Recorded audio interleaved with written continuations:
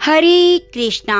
प्रिय भक्तों, आज आषाढ़ योगिनी एकादशी के पारण का दिन है। यानी कि जिन लोगों ने कल योगिनी एकादशी का व्रत रखा था वे आज अपना व्रत खोलेंगे।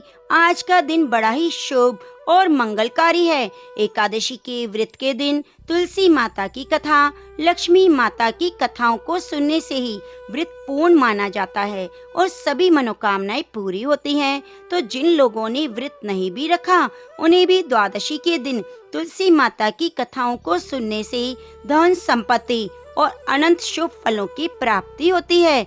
तो आइए भगवान श्री लक्ष्मी नारायण के चरणों का ध्यान करते हुए इन कथाओं को सुनते हैं।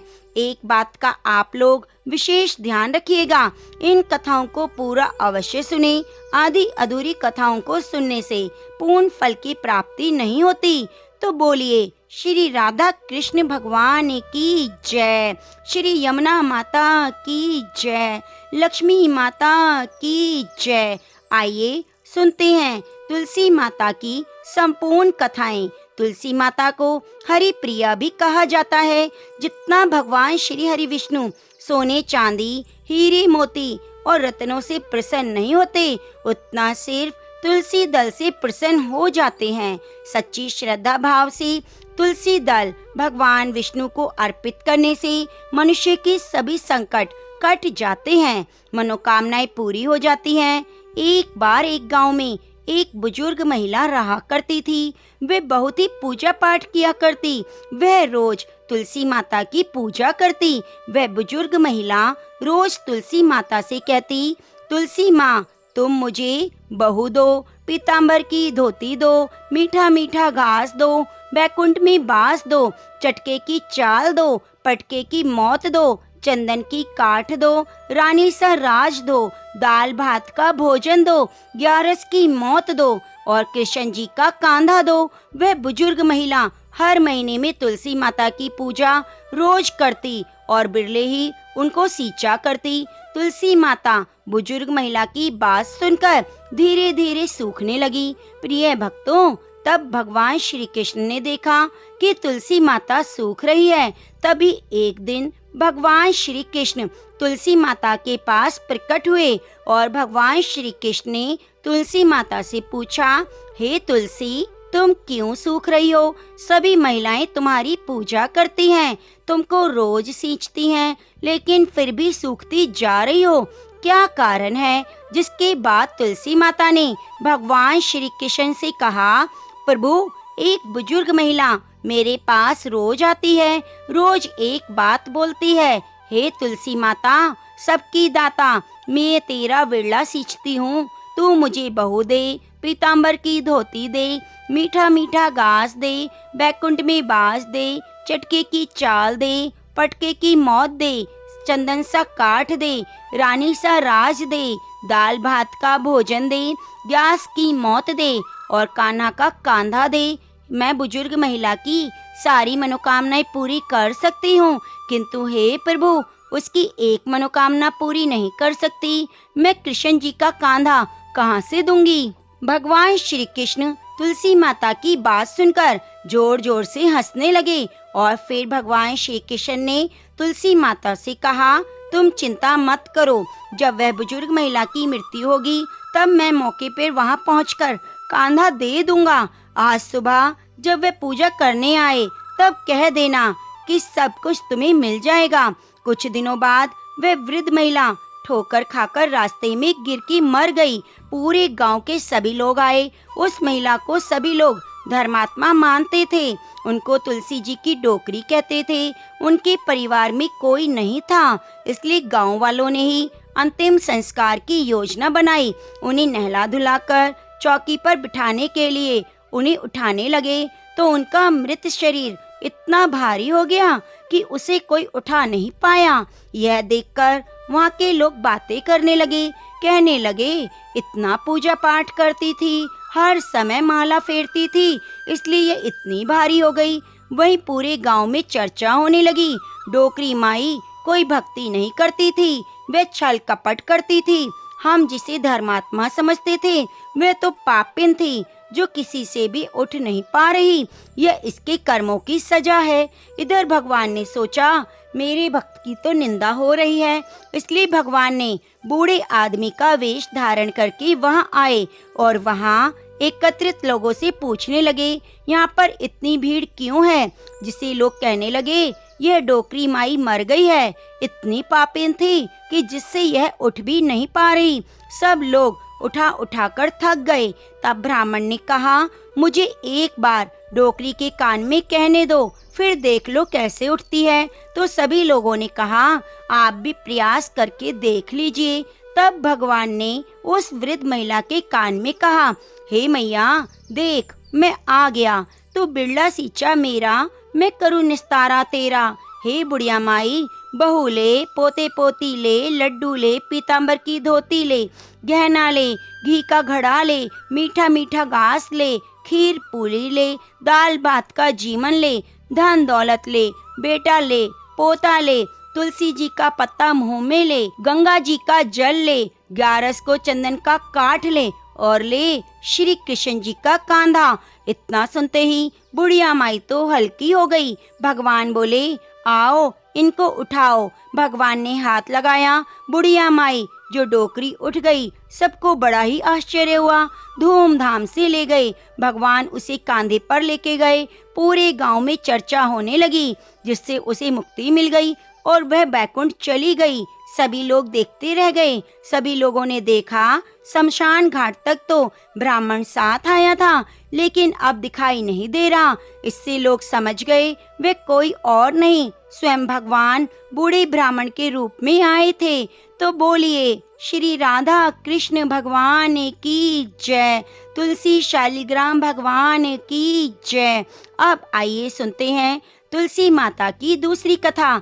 इस कथा को सुनने से ही एकादशी का व्रत पूर्ण माना जाता है। एक कुटुंब में नंद और भाभी साथ साथ रहती थी। नंद का विवाह अभी नहीं हुआ था। वह तुलसी के पौधे की खूब सेवा करती, लेकिन उसकी भाभी को यह बिल्कुल पसंद नहीं था। जब कभी उसकी भाभी को अत्यधिक क्रोध आता, तब वह उसे ताना देते हुए कहती जब तुम्हारा विवाह होगा मैं तुलसी ही बारातियों को खाने को दूंगी, तुम्हारे दहेज में तुलसी दूंगी। कुछ समय बीत जाने पर ननंद का विवाह पक्का हुआ। विवाह के दिन भाभी ने अपने कहे अनुसार बारातियों के सामने तुलसी का गमला फोड़ दिया और खाने के लिए कहा। तुलसी माता की कृपा से वह फूटा हुआ गमला अनेक पकवानों में बदल गया। भाभी ने गहनों के नाम पर तुलसी की मंजरी से बने हुए गहने पहना दिए। वे सुंदर सोने जवाहरात में बदल गए। भाभी ने वस्त्रों के स्थान पर तुलसी का जनेऊ रख दिया। वे रेशमी और सुंदर वस्त्रों में बदल गया। ननंद की ससुराल में उसके दहेज की बहुत प्रशंसा हुई। यह बात भाभी के कानों तक पहुंची तो उसे बड़ा आश्चर्य हुआ। उसे अब तुलसी माता की पूजा का महत्व समझ में आ गया। भाभी की एक लड़की थी। वह अपनी लड़की से कहने लगी तुम भी तुलसी की सेवा किया करो, तुम्हें भी बुआ जैसा फल मिलेगा। प्रिय भक्तों, वह जबरदस्ती अपनी बेटी से सेवा करने को कहती, लेकिन लड़की का मन तुलसी की सेवा में नहीं लगता। लड़की के बड़े होने पर उसके विवाह का समय आया। तब भाभी सोचती है जैसा व्यवहार मैंने अपनी ननंद के साथ किया वैसा ही अपनी लड़की के साथ करती हूँ तो यह भी गहनों से लद जाएगी और बारातियों को खाने में पकवान मिलेंगे। ससुराल में इसे भी बहुत इज्जत मिलेगी। वह सोचकर बारातियों के सामने तुलसी का गमला फोड़ देती है, लेकिन इस बार गमले में मिट्टी मिट्टी रही। मंजरी और पत्ते भी अपने ही रूप में रहे, जनेऊ भी अपने ही रूप में रहा। सभी लोग बारातियों द्वारा भाभी की बुराई की जाती रही। लड़की के ससुराल वाले भी लड़की की बुराई करते। भाभी कभी भी ननंद को अपने घर नहीं बुलाती। तो एक दिन भाई ने सोचा मैं बहन से मिलकर आता हूँ। उसने अपनी पत्नी से कहा कुछ उपहार बहन के पास ले जाने के लिए दे दो। भाभी ने थैले में ज्वार भरकर कहा जो कुछ भी है तुम यही ले जाओ। ये दुखी मन से बहन के पास चल दिया। सोचता रहा, कोई भाई अपनी बहन के घर ज्वार कैसे लेके जा सकता है। यह सोचकर वह एक गौशाला के पास रुका और ज्वार का थैला गाय के सामने पलट दिया। तभी गोपालक ने कहा, आप गाय के सामने हीरे मोती सोना चांदी क्यों डाल रहे हो? यह देखकर भाई को बड़ा आश्चर्य हुआ। उसने सभी हीरे मोती सोने चांदी अपने थैले में रख लिए। भाई ने सारी बात अपनी बहन को बताई और बड़ी खुशी खुशी से उसने सारे हीरे मोती और जेवर जवाहरात अपनी बहन को दे दिए। दोनों भाई बहन एक दूसरे को देखकर अत्यंत ही प्रसन्न हुए। जैसी कृपा माता तुलसी ने ननंद पर करी, ऐसी ही कृपा सभी पर करना। तो बोलिए श्री तुलसी शालिग्राम भगवान की जय, लक्ष्मी नारायण भगवान की जय।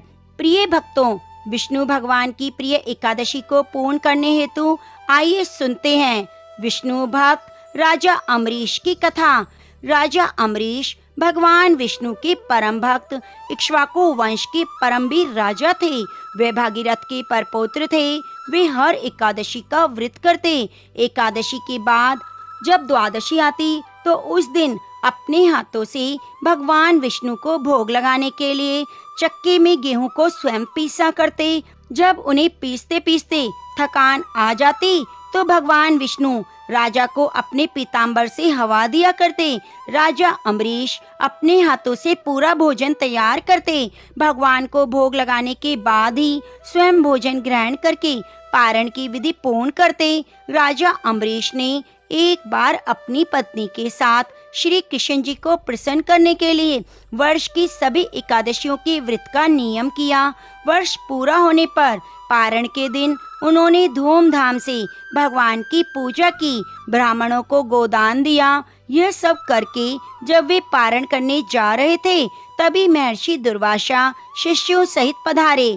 राजा ने उनका सत्कार किया, उनसे भोजन करने की प्रार्थना की। दुर्वासा जी राजा की प्रार्थना स्वीकार कर लेते हैं और स्नान करने यमुना तट पर चले गए। द्वादशी में केवल एक घड़ी शेष थी। द्वादशी केवल कुछ ही क्षणों के लिए थी तो राजा को जल्दी से पारण करना था। द्वादशी में पारण ना करने से व्रत भंग होता है। उधर दुर्वासा जी कब आएंगे यह पता नहीं था। अतिथि से पहले भोजन करना अनुचित होता है। ब्राह्मणों से विचार विमर्श करके राजा ने भगवान के चरणों को धोकर उनके जल को ही ग्रहण कर लिया और ऋषि की प्रतीक्षा करने लगे। महर्षि दुर्वासा ने स्नान करके लौटते ही तपोबल से राजा की पारण की बात जान ली और अत्यधिक क्रोधित हुए। मेरे भोजन से पहले इसने पारण क्यों किया? मेरे भोजन करने से पूर्व ही तुमने जल को ग्रहण कर लिया, इसलिए मैं तुम्हें दंड अवश्य दूंगा। उन्होंने मस्तक से एक जटा उखाड़ी और जोर से पृथ्वी पर पटक दिया, जिससे काल अग्नि के समान कृत्या नाम की भयानक राक्षसी निकली। वह राक्षसी तलवार लेकर राजा को मारने दौड़ी। अम्बरीश को तो कृत्या भी भगवान ही दिखाई दी, परंतु भगवान का सुदर्शन चक्र तो भगवान की आज्ञा से पहले ही राजा की रक्षा में नियुक्त था। उसने पलक मारते ही कृत्या को भस्म कर दिया और दुर्वासा जी को दंड देने के लिए दौड़ पड़ा। अपनी कृत्या को नष्ट हुआ देख, विकराल चक्र को अपने ओर आते देख दुर्वासा जी प्राण लेकर भागे। वे दशों दिशाओं में, पर्वतों की गुफाओं में, समुद्रों में, जहां तहां वे छिपने जाते, चक्र वहीं वहीं उनका पीछा करते करते आ जाता। आकाश पाताल में सब कहीं वे गए। इंद्र आदि लोकपाल तो उन्हें क्या शरण देते। स्वयं ब्रह्मा जी और शंकर जी ने भी आश्रय नहीं दिया। दया करके भगवान शिव ने उनको भगवान श्री हरि के पास जाने को कहा। अंत में वे बैकुंठ गए, भगवान विष्णु के चरणों में गिर पड़े। दुर्वासा जी ने कहा, प्रभु आपका नाम लेने से नर के जीव नरक से छूट जाते हैं, अतः आप मेरी रक्षा कीजिए। प्रभु मैंने आपके प्रभाव को ना जानकर आपके भक्त का अपराध किया है, इसलिए आप मुझे क्षमा करें। इस पर भगवान विष्णु ने कहा, हे ऋषि श्रेष्ठ, मेरी छाती पर स्वयं भृगु जी ने लात मारी, मैंने वह सहन कर लिया, परंतु जो मेरे भक्तों का निरादर करता है उन्हें मैं मारने के लिए दौड़ता हूँ। उनका तनिक भी अहित होता है तो मैं उनके अपराध को क्षमा नहीं कर सकता। भगवान विष्णु ने कहा, मैं ऋषि, मैं स्वतंत्र नहीं, मैं भक्तों के पराधीन हूँ। साधु भक्तों ने मेरे हृदय को जीत लिया है। साधु जन मेरे हृदय हैं और मैं उनका हृदय। मुझे छोड़कर वे कुछ और नहीं जानते। भक्तों को छोड़कर मैं अपने इस शरीर को भी नहीं चाहता और इन लक्ष्मी जी को, जिनकी एकमात्र गति मैं हूँ, उन्हें भी नहीं चाहता। जो भक्त स्त्री पुत्र घर परिवार धन प्राण या लोक परलोक सबको त्याग कर मेरी शरण में आ जाता है, भला मैं उसे अकेला कैसे छोड़ सकता हूँ। जैसे पतिव्रता स्त्री पति की सेवा करके अपने वश में कर लेती है, वैसे ही भक्तजन मुझ में चित्त लगाकर मुझे भी अपने वश में कर लेते हैं। नश्वर स्वर्ग आदि तो चर्चा ही क्या करें। मेरे भक्त मेरी सेवा के आगे मुक्ति को भी स्वीकार नहीं करते। ऐसे भक्तों की मैं सर्वथा अधीन हूँ। ऋषिवर, आप उस महाभाग राजा के पास जाइए, वही आपको क्षमा करेगा, शांति देगा। प्रिय भक्तों, इधर राजा अम्बरीश बहुत चिंतित थे। उन्हें लगता था कि मेरे कारण दुर्वासा जी को मृत्यु भय से भ्रष्ट होकर भूखे ही भागना पड़ा। ऐसी अवस्था में मेरे लिए भोजन करना कदापि उचित नहीं। अतः वे केवल जल पीकर ऋषि के लौटने की पूरे 1 वर्ष तक प्रतीक्षा करते रहे। 1 वर्ष के बाद दुर्वासा जी जैसे भागे थे वैसे ही भयभीत दौड़ते हुए आए और राजा के पैर पकड़ लिए। ब्राह्मण के द्वारा पैर पकड़े जाने से राजा को बड़ा संकोच हुआ। उन्होंने स्तुति करके सुदर्शन चक्र को शांत किया। महर्षि दुर्वासा मृत्यु के भय से छूटे। सुदर्शन का अत्यंत ताप जो उन्हें जला रहा था शांत हुआ और दुर्वासा ऋषि प्रसन्न होकर कहने लगे, आज मैंने भगवान के दास का महत्व देखा। राजन, मैंने तुम्हारा इतना अपराध किया पर तुमने मेरा कल्याण किया। जिस प्रभु का नाम लेने से जीव सभी पापों से छूट जाता है, उन तीर्थ पाद श्री हरि के भक्तों के लिए कुछ भी कार्य शेष नहीं रह जाता। राजन, तुम बड़े दयालु हो। मेरा अपराध ना देकर तुमने मेरे प्राण की रक्षा की। प्रिय भक्तों, राजा अम्बरीश के मन में ऋषि के वाक्यों से कोई अभिमान नहीं आया। उन्होंने भगवान की कृपा समझी। महर्षि के चरणों में प्रणाम करके बड़े आदर से राजा ने उन्हें भोजन कराया। उनके भोजन करके चले जाने पर 1 वर्ष बाद उन्होंने वह पवित्र अन्न प्रसाद रूप में लिया। बहुत काल तक परमात्मा में मन लगाकर राजा पालन करने के बाद राजा अम्बरीश ने अपने पुत्र को राज्य सौंपा और भगवान वासुदेव में मन लगाकर वन में चले गए। वहाँ भजन और तप करते हुए उन्होंने भगवान को प्राप्त किया और अंतिम में विष्णु धाम को गए। जो भक्त एकादशी का व्रत करते हैं और द्वादशी के दिन पारण कथा को सुनते हैं, उनका सर्वथा उद्धार होता है। तो एक बार प्रेम से बोलिए, ओम नमो नारायणा। ब्राह्मणों ने व्यास जी से पूछा, हे प्रभु, आप हमें बताइए ऐसा कौन सा वृक्ष है जिसका पत्ता और फूल भी मोक्ष प्रदान करने वाला है। तब व्यास जी बोले, हे ब्राह्मणों, एक समय कार्तिकेय जी ने महादेव जी से यही प्रश्न किया था। फिर महादेव जी ने जो कुछ बताया मैं उसे बताता हूँ। महादेव जी कार्तिकेय जी से बोले, हे पुत्र, सभी प्रकार के पत्तों और पुष्पों की अपेक्षा तुलसी ही श्रेष्ठ मानी गई है। वह परम मंगलमय, समस्त कामनाओं को पूर्ण करने वाली, शुद्ध, श्री विष्णु को अत्यंत प्रिय और वैष्णवी नाम धारण करने वाली है। वह संपूर्ण लोक में श्रेष्ठ, शुभ, भोग, मोक्ष प्रदान करने वाली है। भगवान श्री विष्णु ने पूर्व काल में संपूर्ण लोकों का हित करने के लिए तुलसी का वृक्ष रोपा था। तुलसी के पत्ते और पुष्प सब धर्मों में प्रतिष्ठित हैं। जैसे भगवान श्री विष्णु को लक्ष्मी और मैं दोनों प्रिय हैं, उसी प्रकार तुलसी देवी भी परम प्रिय है। हम 3 के सिवा कोई चौथा ऐसा जान नहीं पड़ता जो भगवान को इतना प्रिय हो।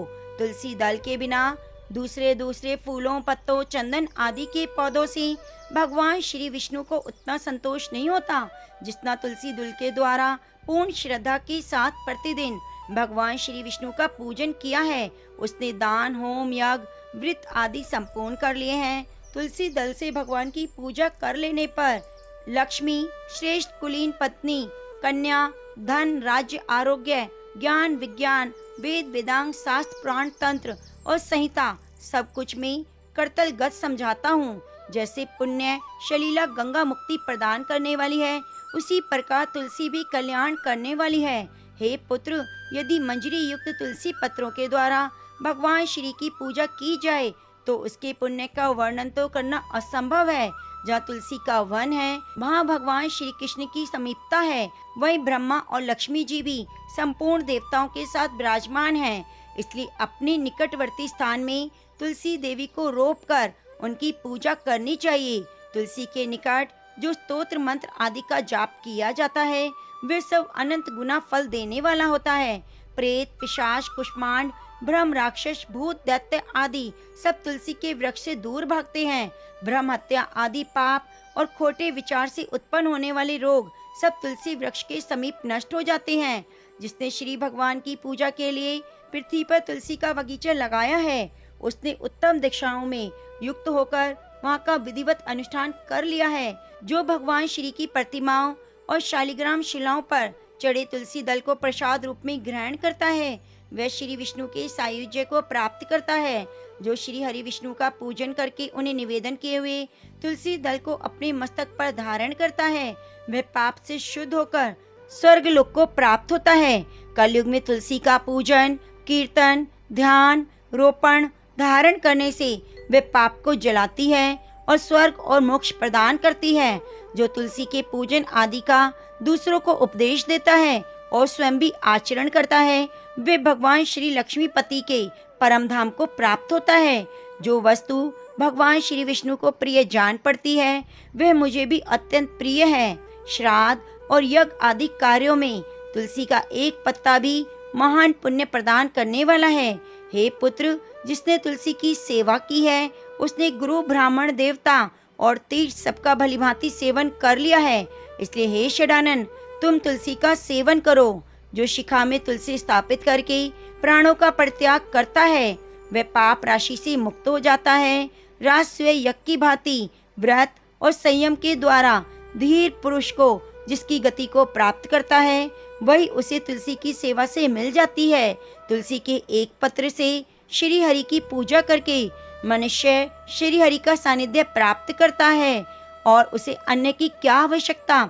जिसने तुलसी की शाखा और कोमल पत्तियों से भगवान विष्णु की पूजा की वह कभी माता का दूध नहीं पीता, पूर्ण जन्म नहीं होता। कोमल तुलसी दलों के द्वारा प्रतिदिन श्री हरि की पूजा करके मनुष्य अपने सैकड़ों और हजारों पीढ़ियों को पवित्र कर सकता है। हे तात, मैंने तुम्हें तुलसी के प्रधान प्रधान गुण बताए। संपूर्ण गुणों का वर्णन तो बहुत अधिक समय लगाने पर भी नहीं हो सकता। यह उपाख्यान पुण्य राशि का संचय करने वाला है। जो प्रतिदिन इसका श्रवण करता है वह पूर्व जन्म में किए हुए पाप और जन्म मृत्यु के बंधन से मुक्त हो जाता है।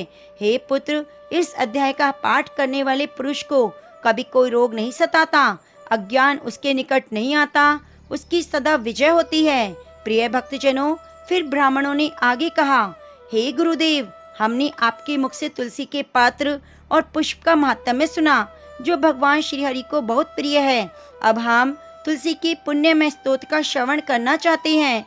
फिर व्यास जी बोले, हे ब्राह्मणों, पहले स्कंद पुराण में जो जो बताया गया वही मैं तुमसे कहता हूँ। हे शतानंद, मुनि के शिष्य कठोर व्रत का पालन करने वाले थे। उन सब में एक दिन अपने गुरु को प्रणाम करके परम पुण्य और हित की बात पूछी। शिष्यों ने कहा, हे नाथ, ब्रह्मवेताओं में श्रेष्ठ आपने पूर्व काल में ब्रह्मा जी के मुख से तुलसी के जिस स्तोत्र का श्रवण किया हम सुनना चाहते हैं। शतानंद जी बोले, हे शिष्यगण, तुलसी के नामों का उच्चारण करने पर असुरों का दर्प दलन करने वाले भगवान श्री हरि विष्णु प्रसन्न होते हैं।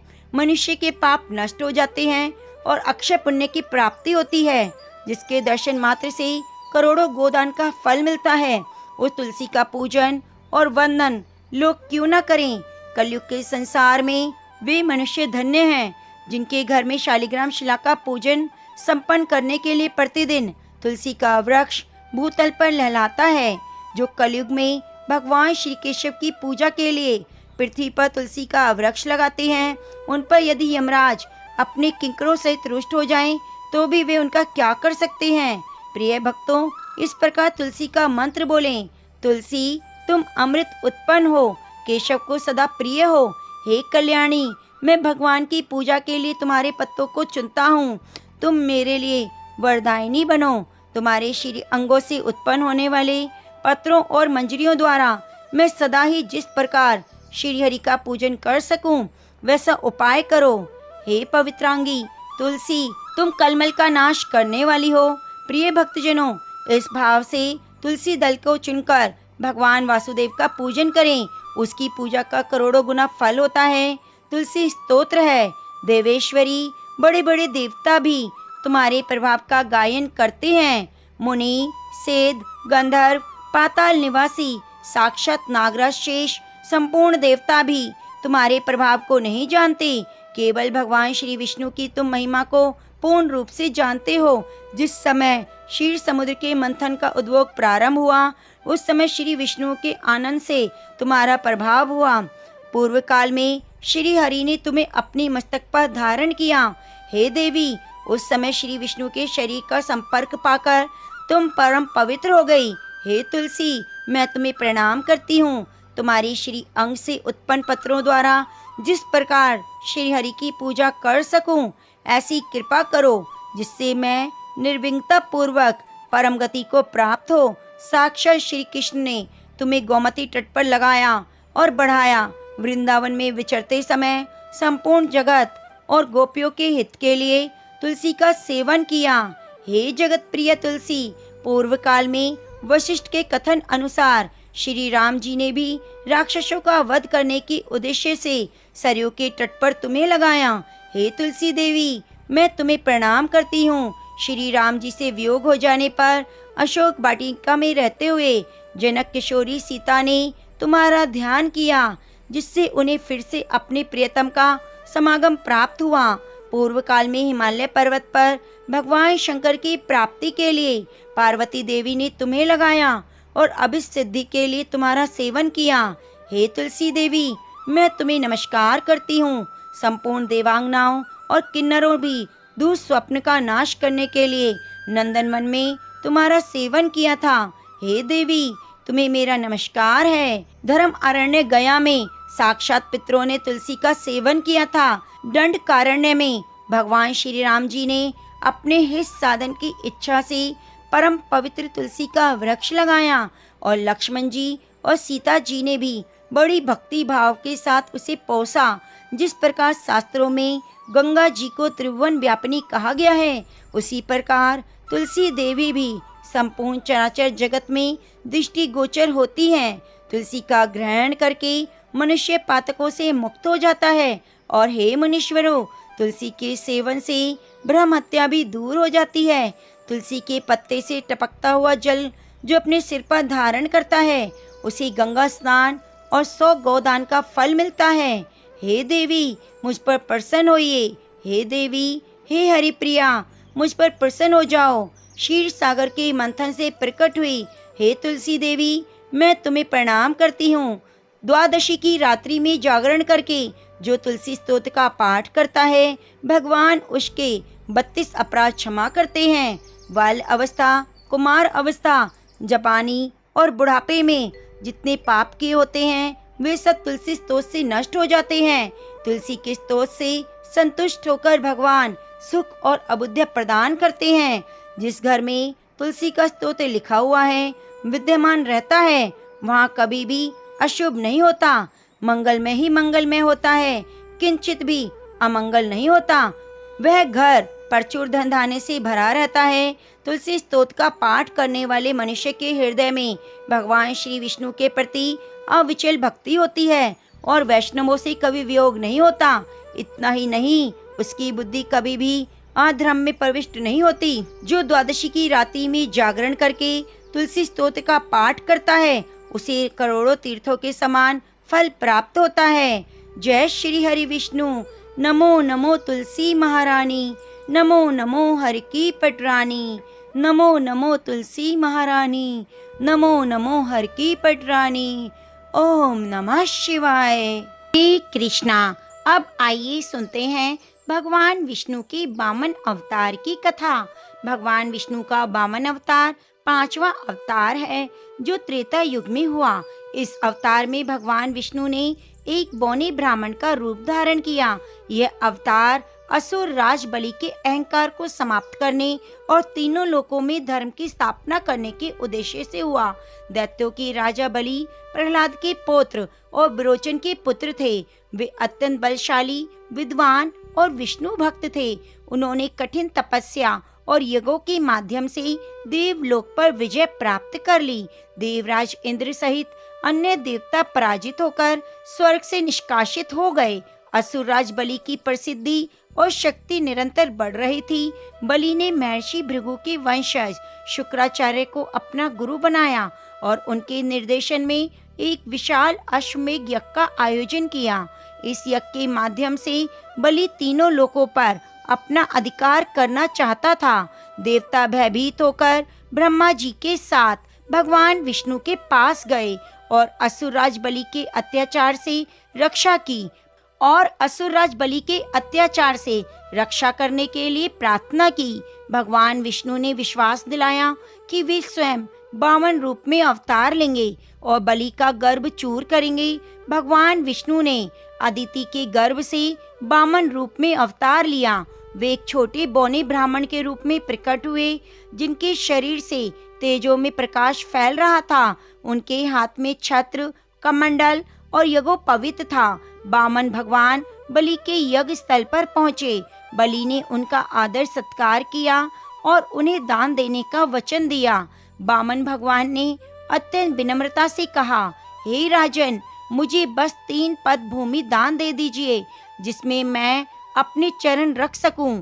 बलि ने यह देखकर कि वामन केवल 3 पद भूमि मांग रहे हैं, हंसते हुए तुरंत वचन दे दिया।